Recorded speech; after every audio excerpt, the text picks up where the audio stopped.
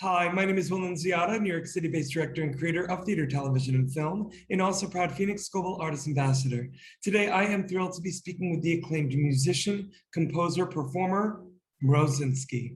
For more on MROZINSKI, you can read more about him right below this video, but in the meantime, here is a sneak peek at the amazing talent of MROZINSKI.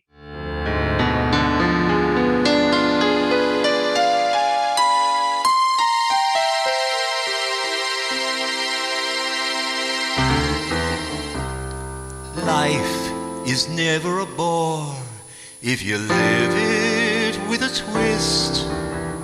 Life is less of a chore if you take it with a twist. Some people like their minds all made up. Some people like their cocktails straight up.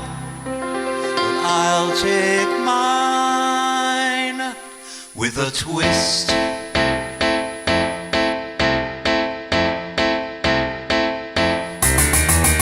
With a flick of your wrist, you can sip a sweet liquor.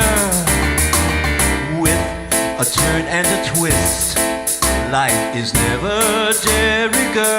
Well, hello, MROZINSKI. How are you? I'm great, Will. How are you doing? It's great to finally meet you. You've been so kind in your kind words of me. I had no idea that I had a fan in you, but you know, this is a small world. And Brooklyn's a small world too.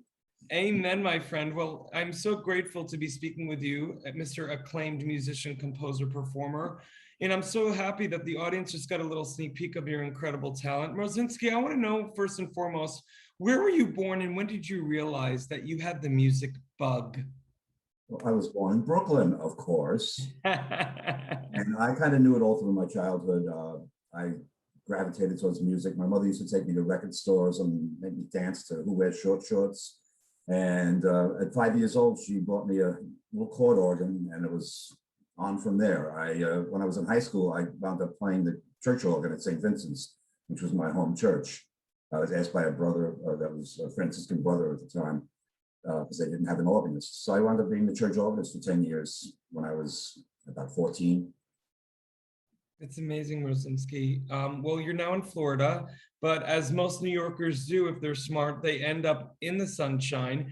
MROZINSKI, I'm curious to know, in these past 18 months, look, it's been tough for all humans and artists alike, but what these 18 months have been for you as an artist in terms of keeping those creative juices flowing. How have you been able to do it? And what are you most excited about in terms of, you know, the world slowly but surely opening up? Yeah, music has finally caught up with me. I was a rock and roll performer back in the 70s and 80s, and it was the age of carrying amps around and all that stuff, and I had to be with a band. And I was a composer. I like to do it on my own. I taught the band everything they knew about. I played note for note, and music finally caught up. Technology finally caught up with music, and music caught up with me. And I had a little hiatus when I was taking care of a friend that was dying, and I had to do that. It was important. But now that I'm back into it, the inspirations are coming fast and furious. I've written more in the last 2 years than I've written ever. Well, MROZINSKI, you're a perfect example of someone who is obviously born with a bliss for music, and that, you know, no matter when in life the inspiration comes, it will come in full force and full flow when it's meant to. And thank goodness you answered the call to that voice within you, dare I say inner child, that said, just do it. Yep. I find inspiration everywhere. I mean, in New York, it was easy to find inspiration. There's so much noise and rhythm going on around you. But as I travel the country and now settle in Florida, you don't kind of have that input. But there's inspiration in everything, nature especially. And I actually am going back over some of my old catalog works and redoing them now with fresh eyes and fresh ears. MROZINSKI, you bring up a point that I love speaking with artists about, especially artists that have written songs and have a large catalog like yourselves. This whole notion of looking back to look forward. I mean, obviously, especially in these past 18 months, I think we've all been able to really be introspective. And I think maybe even if we had created things in the past, come with it with a fresh POV. I'm curious to know what you're most excited about in terms of not only reacclimating yourself to these tunes you wrote long ago, but let's be honest, to many people out there, they're going to be acclimated to these songs that you wrote years ago for the first time. Well, I kind of felt that they were ahead of their time then.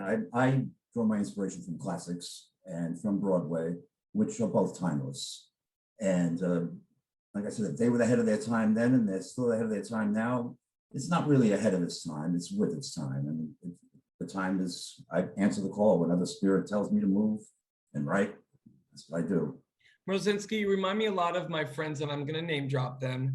You remind me a lot of my friends whom I've had many a conversation about their craft and artistry, and their names are Alan and Marilyn Bergman, the acclaimed lyricists that obviously gave us over 60 #1 hits for Barbra Streisand, including The Way We Were, Windmills of Your Mind, et cetera, et cetera. But I think when I'm speaking with you right now, it reminds me of them, and I haven't had this moment in a while, so let me compare you to them. It's very few artists that have this ability to be egoless when it comes to their work, but to truly also know in their humble nature, like you are, to know that, you know, that they have a bliss, that they're vessels to poetry, and that they're vessels to knowing that they understand the human condition in a very clear way. And I think that you have that it factor. Have you ever been told that you have a relatability through your songs? Do you know what I mean? Yeah, you hit it on the head with that. It's it just comes to me. It's I am a vessel of the inspirations that I receive, and I'm lucky enough to have the mind and the talent to put words to it, and to the math skills to put music to it, and then to record it all and then release it. I'm a self-contained unit at this point, and that's kind of the way it was supposed to be from the beginning. But MROZINSKI, also, you know, I don't want you to sell yourself too short as well, because in addition to your talent, you're also a gentleman that has obviously done the work on himself and the work on his craft to have that clear channel as a vessel. I've had a lot of chance over the last 2 years. Like I said, I was taking care of someone that passed from kidney disease, and that was about 2 months before the pandemic hit. So I was kind of, okay, here, you're by yourself now. You're not going to go out and play around. Now that you have all this freedom, it's time to work on yourself. And it was the best thing I ever did. I went through a dark night of the soul, and I came out the other side, and so much the better for it. Well, listen, I want to let our audience know for more on the incredible MROZINSKI. You can read more about him right below this video. MROZINSKI, I'm so grateful that we are now connected, reconnected, and I'm so excited and grateful for your time today. Thank you. Oh, forget about it. Forget about it. Love you.